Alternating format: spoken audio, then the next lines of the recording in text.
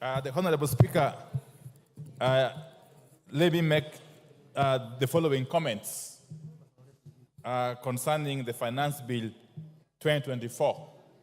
But I want to pick from where the Honorable Robert Mbui left.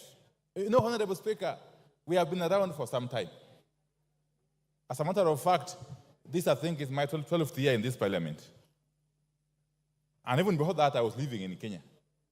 What is so unique with this government that for 2 years in a row, the matter of finance bill is causing hullabaloo, is causing commotion, is causing pandemonium until young children are coming out the streets. We have had finance bills since 1963. We have had them. We had them during Jomo Kenyatta time. We had them during President Moi's time. We had them during President Kibaki. Recently, we had them during President Uhuru's time. But in this regime, 2 years in a row, the finance bill is causing serious problems to Kenyans. And is exposing the regime as totally insensitive to the plight of the people. Do you want information from Kamket? Certainly no, Honorable Speaker. How can Honorable Kamket inform me, Honorable Speaker? Really, no. So, Honorable Speaker, that is the question we must ask ourselves.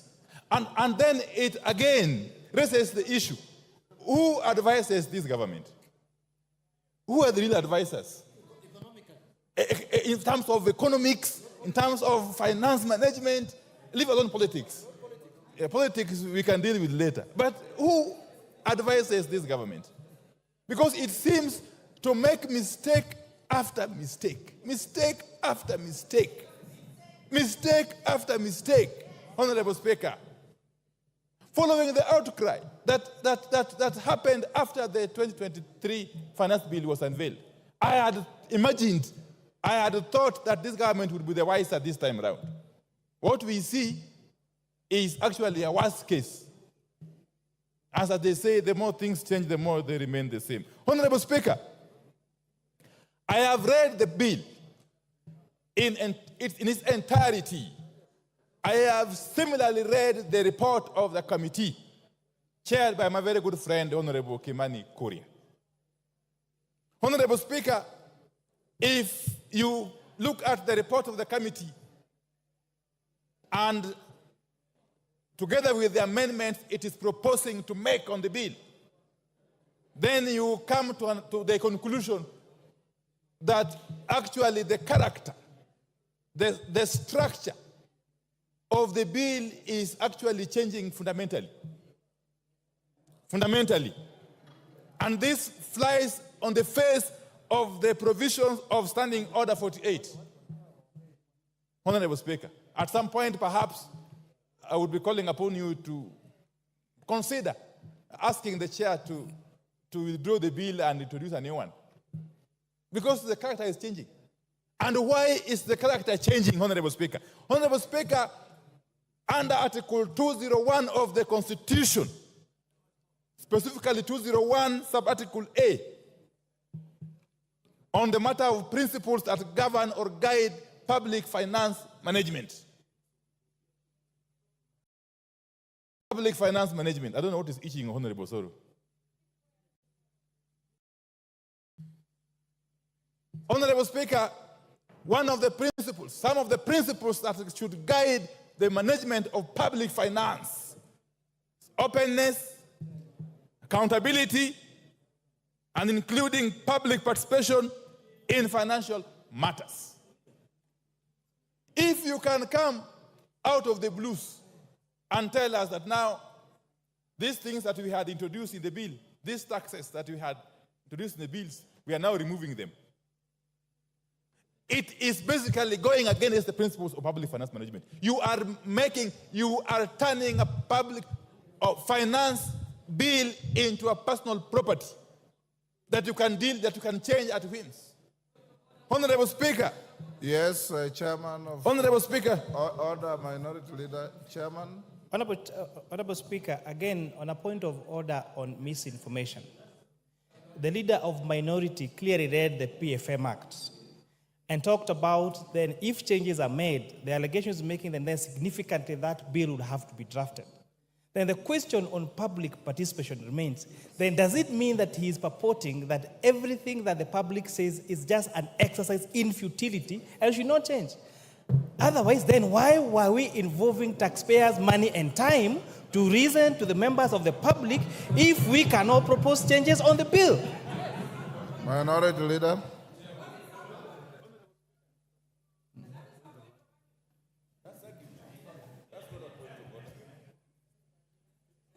Proceed. Give him the mic. You are giving the next. Give him his mic. Anyway, just come. Honorable Speaker, obviously, with all the tremendous possible respect, that was not a point of order. The Honorable Chair can actually advance that argument when he gets time to reply. Honorable Speaker, let me proceed this way. That Kenyans are already overtaxed. In fact, if you look at Kenya vis-a-vis the rest of the world, you would be forgiven to conclude that Kenyans are some of the most taxed human beings on earth. And therefore, any responsible government would be looking at ways to lessen the tax burden on Kenyans, not to increase it, Honorable Speaker, as this bill is attempting to do. Honorable Speaker, in spite of the recommendations in the report, which look very flowery, Honorable Speaker, we have always been reminded that the devil is in the details. I am aware, even though this is not part of the finance bill, that there are plans to increase the levy on roads maintenance. I know, of course, the amendment will come separately. Yes. The moment you increase the road maintenance levy by even a shilling, leave alone the 9 shillings being proposed, the ripple effect is enormous in all sectors of the economy. And the loser is the common Kenyan taxpayer. Honorable Speaker.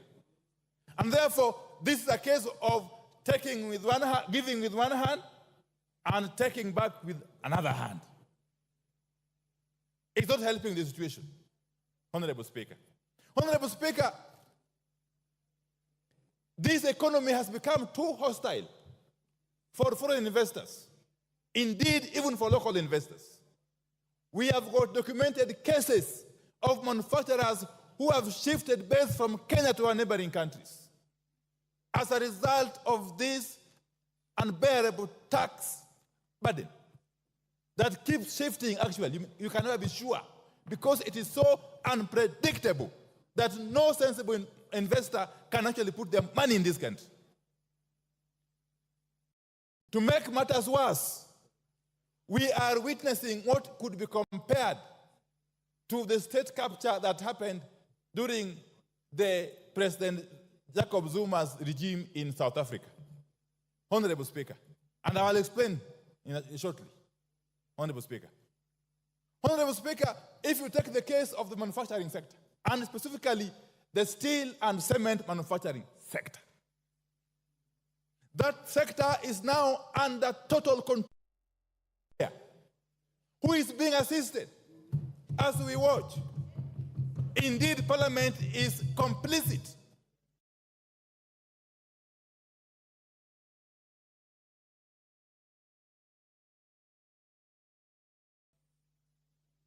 We have a case where this one particular manufacturer is the only person who has the capacity to manufacture billets which are used in the steel manufacture. And actually clinker, which is also used in the manufacture of cement. To make it worse, this same manufacturer, who has got the support of these people, Honorable Speaker. He is compelling his competitors to buy from him raw materials. To make it worse, he is compelling them to buy at a minimum.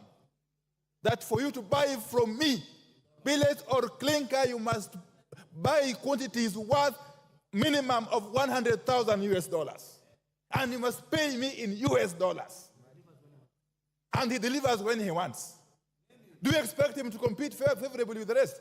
I will name him. It is the owner of Devki Steel Company and the owner of Simba Cement. I think his name is Guru. That one. We must shame these people. We must name and shame these people. If you are to rescue our country from the clutches of state capture, Honorable Speaker, we must do so. We must do so. Now, I am happy. I am happy at the debate and the information that is coming out from my point of order is 91. 91.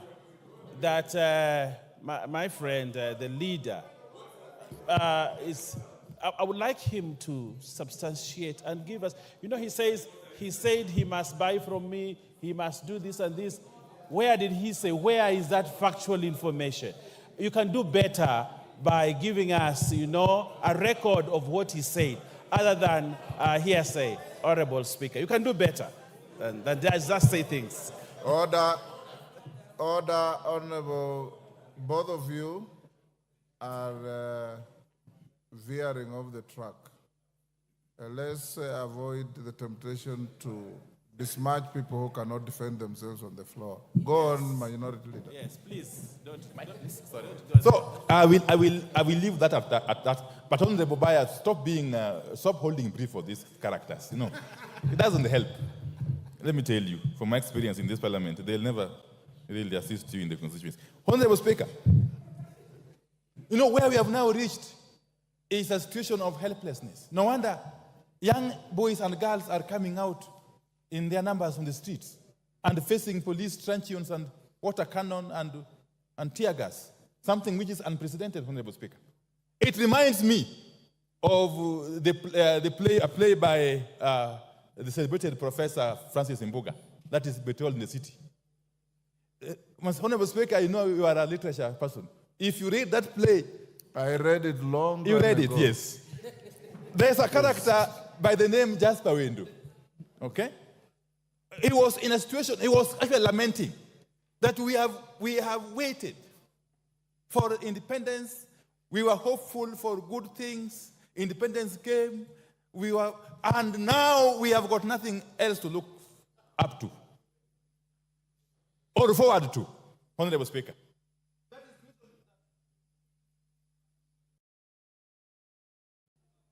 He has 15 minutes. Has he finished 15 That minutes? is the situation. Your time is up. Finish up in 1 minute. Children are finding themselves in this country. They have already lost hope. They are not seeing any hope in us as their leaders.